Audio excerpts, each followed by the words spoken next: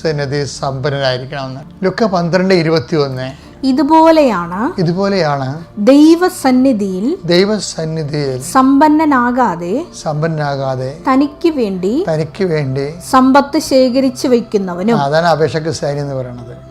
എപ്പോഴും തനിക്ക് വേണ്ടി കിട്ടാൻ വേണ്ടി എപ്പോഴും ഇങ്ങോട്ട് കൊണ്ട് ഇപ്പോൾ തൂബ പോലെ വെട്ടി ഇങ്ങോട്ട് എടുക്കും.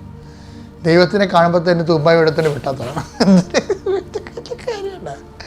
അതല്ല, അപ്പോഴും ജീവിതകാലം മുഴുവൻ ഇത് തന്നെയായിരുന്നു അഭ്യാസം. വേറെ ഒന്നും അറിയാൻ പാലാത്ത കൊണ്ടാണ്. അങ്ങനെയല്ല, ഒരു കോൺസെപ്റ്റാണത്. എന്താണ്? ദൈവം ആഗ്രഹിക്കുന്ന ഒരു ആഗ്രഹമാണ്. എന്താണ്? നമ്മൾ ദൈവതിരുസന്നിധിയിൽ സമ്പന്നരായിരിക്കണമെന്ന്. അതായത് ദൈവം ഇങ്ങോട്ട് തരാനുണ്ടാകണം.